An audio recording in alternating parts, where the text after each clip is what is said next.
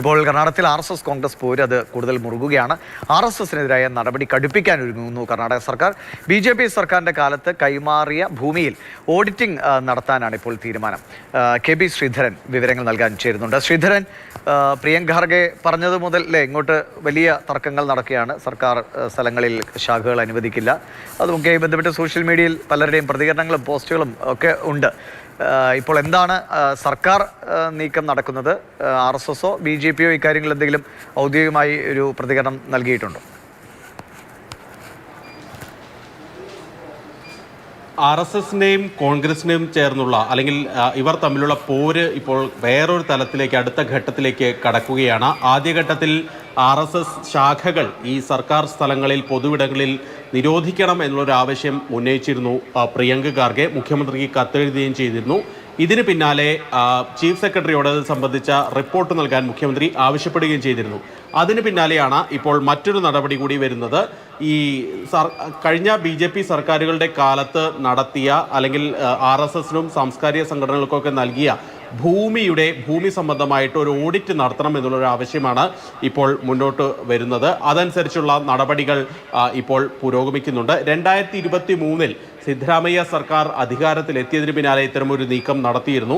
പിന്നീട് അത് എങ്ങനെയൊക്കെ അത് മരവിക്കുകയും ചെയ്തു.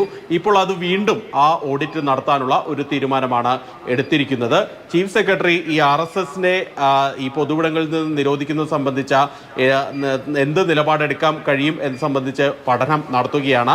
തമിഴ്നാട് ഇത്തരത്തിലുള്ള ഒരു നീക്കങ്ങൾ നടത്തിയിരുന്നു. പലപ്പോഴും തമിഴ്നാട്ടിൽ ഈ RSSന്റെ റൂട്ട് മാർച്ചുമായി ബന്ധപ്പെട്ട് കോടതിയിലേക്ക് വിഷയങ്ങൾ എത്തുന്ന സ്ഥിതിയുണ്ടായി.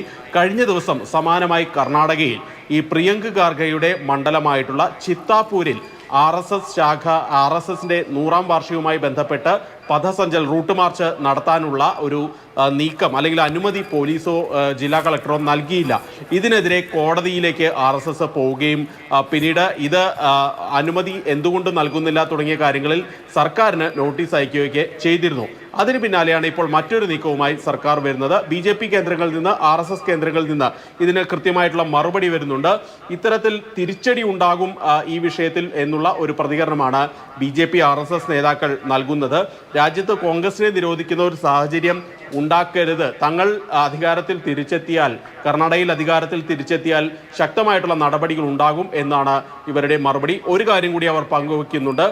RSS റൂട്ട് മാർച്ച് ഈ മതപരിപാടി അല്ലെങ്കിൽ സാംസ്കാരിക സംഘടനയുടെ ഒരു പരിപാടി ഈ പൊതുവിടത്തിൽ നിരോധിക്കുമ്പോൾ ഈ മുസ്ലിം സമൂഹത്തിൻ്റെ നമാസ് പലപ്പോഴും ഈദ്ഗാഹുകൾ ഉൾപ്പെടെയുള്ള കാര്യങ്ങൾ അല്ലെങ്കിൽ ആ ദിനങ്ങളിൽ ഈ മുസ്ലിം മതവിശ്വാസപരമായിട്ടുള്ള ആ ദിനങ്ങളിൽ പലപ്പോഴും പൊതുവിടങ്ങളിൽ നമസ്കാരങ്ങൾ നടക്കാറുണ്ട്.